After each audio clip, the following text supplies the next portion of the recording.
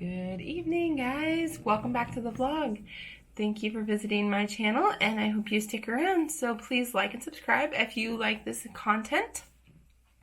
I am Amelia, and my kids are Riley and Lorelai. Lorelai is 8, soon to be 9, and Riley is 10.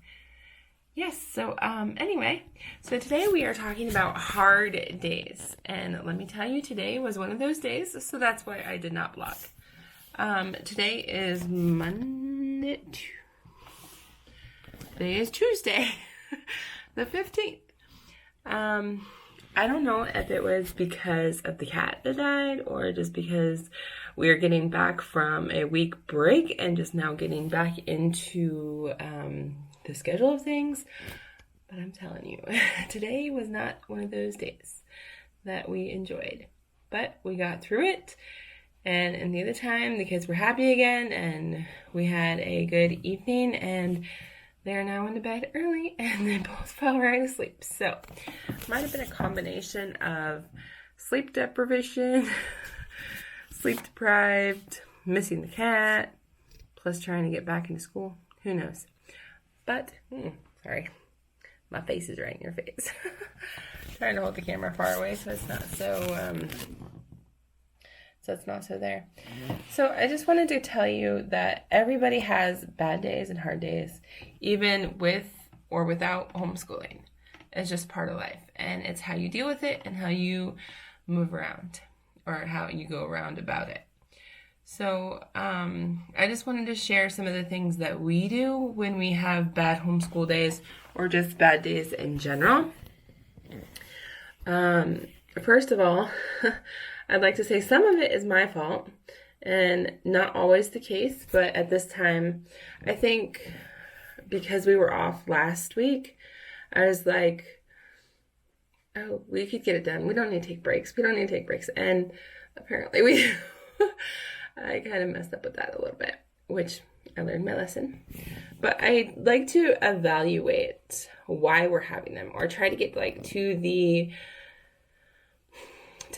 to the root of it, not just, oh, here's the effects of bad day, but what is causing the bad day.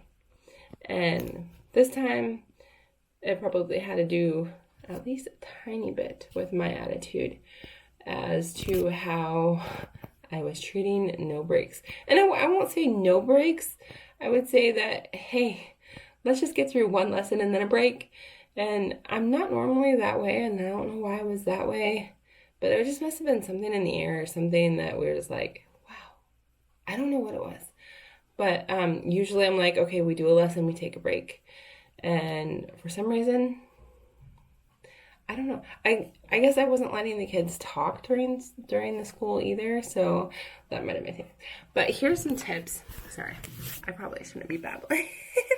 So here are the tips that we do. I try to get down, number one, to the bare of what is causing it. So I look to see, is it something I'm doing? Is it something the kids are doing? Are they not feeling good? Are they just blah and just done with the day? Are they sad because the cat? Are they just have full of energy and they need to get some energy out? So I'm trying to evaluate like all those things. And once I know or I can't figure it out, we give up and we go play a game. We play a game. We kind of just put the school aside for 30 minutes or so and go play a game. That usually helps kind of take the stress out of the day, kind of gives us a little bit of a refresher. Sometimes the kids are hungry. So usually we'll play a game and we'll eat a snack. That helps, but it doesn't always take away the frustration of the day. Another something that we do is we just stop for the day and we take it up later in the evening. So one of the joys of homeschooling is doing school when it fits you. And sometimes my kids need to have an afternoon where they can just play and just talk and see dad and play around and play with the cats, just get some of that extra energy out. And then by the time nighttime comes, they're ready to work on school. And it's usually their choice if they want to just take a break and finish it that evening and move on the next day. Some of the times, for the things that I do, I just say, you know what? We are done. Is it really worth fighting? Is it really worth the battle? Because sometimes when you're battling, you're not even going to focus on what you're learning, period, because you're battling. You're fighting to get your word out. You're fighting to get, I don't even know, you're just fighting a battle that's not going to win in the long run, because when the kids are fighting, they're not concentrating on the concept of what they're doing or what they've been doing. So some of the times I just say, you know what, it's not worth it. And there are very few times that I do just say, you know what, let's go. But I do work that in to the days that we do school. I do have a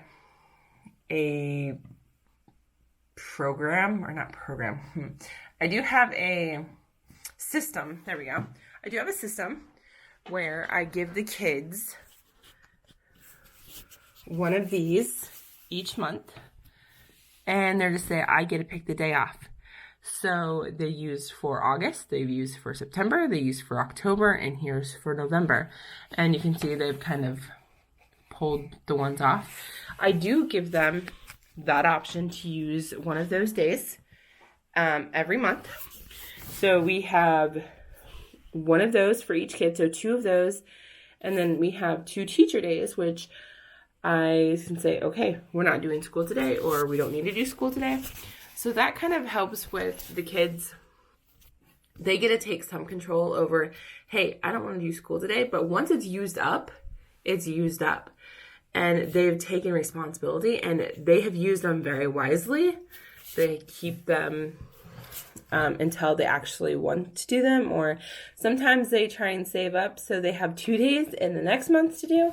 So that's also good for them, because it teaches them that, hey, if I hold on and don't use it right now, then I can use 2 days later for something. So that is something that also works on days like this, where if we have a bad day and one says, okay, that means we're just done. I usually, no questions asked, okay, let's have a day off. And I fit that into the schedule. And that has really helped them just in general, having the control, saying, hey, I want a day off, and they get a day off. So that helps with them having a little bit of say. Another thing I do is when we're having one of those off days is I can put on some worship music or just one of their favorite songs and just singing to their song, giving a little bit of worship, and just refocus our day on God and the things that God needs us to do, and just refocusing on we're not here for our glory or the desires that we want, but we are here because this is God, this is where God has us right now. And just being able to refocus definitely gives us a renewal of spirit and a renewal of, okay, we can do this, if that makes sense. And I'm telling you, we have more good days than we have bad days, but we have a lot of bad days, and that's okay. We are with our kids as homeschoolers a lot more than people who are not with. And so I feel like if everybody was with their kids, they would have the same struggles. I think it's just more magnified because we are with our kids more, and because it's doing school stuff. And a lot of the kids at public school or private school or whatever school you're at, they're not with their kids, so it's not as strong with other kids. And I'm not saying that families that don't homeschool don't have problems at all, because I know they do, and I know friends of ours that do struggle with their kids in school, and that is okay, because these tips could always help without homeschoolers or with homeschoolers. But I'm just saying, us as homeschoolers probably feel like we're failing a little bit more. That might not be accurate. I'd say I don't know how to say that, because I know a lot of moms, because they want to do it right so badly, feel like they fail no matter what they do. And that's not how God sees us. And that's not how That's not how we're supposed to view ourselves. But, yeah. So, just because we're with our kids more, it just means that it's intensified. There you go. And not saying it's not intense with other kids, but I think with our kids, we get so frustrated with school stuff because, you know, hey, we're choosing to homeschool, so we should have it all figured out. And, you know, we're choosing to homeschool, so you shouldn't have bad days. You should have all good days because you're doing what you want. Well, let me tell you, that's not always the case. And yes, I'm choosing to homeschool because I feel like that's the way God has me and the road that God has me on. That doesn't make things easy. And with anything in life, the road that we're on is the road we're on. And God is right there with us if you're a Christian. And that leads me to just keep walking with Christ. You know, I don't know all of the answers. I don't know why we have bad days, but we do. And we just have to lean on Jesus because that's the only thing that really truly counts. And I just wanted to share with all the other homeschool moms that you're not alone. And if you're facing difficulties, it's okay. It's what you do with it. It's how you handle it. So I'm just pleading with you, like you have bad days, sit down and pray. Ask God for help. Ask God for guidance. Proverbs 3, 5, and 6. Trust in the Lord with all your heart. Lean not into your own understanding, but in all your ways acknowledge Him. He will direct your path. And then the light. The Lord is my light and my hold on, let me find it. I can't remember it.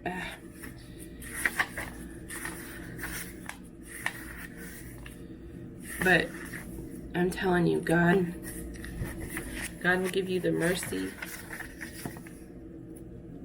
And God will give you the strength that you need to pull through.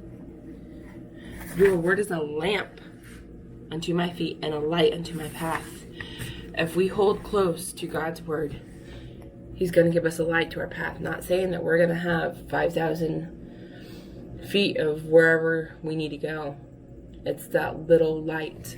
It's that one step. So I encourage you to take a next step forward to trusting God. Like and subscribe, and we will see you tomorrow. And I'm praying for you, friends. I may not know you by name. I may not know you at all. Or I may know you by names from the comments. But I'm praying for the community homeschoolers, the homeschooling moms, the homeschooling families, that you guys will just take a step forward. And with that, I will see you in the next video. And I'm praying for you. Have a good night.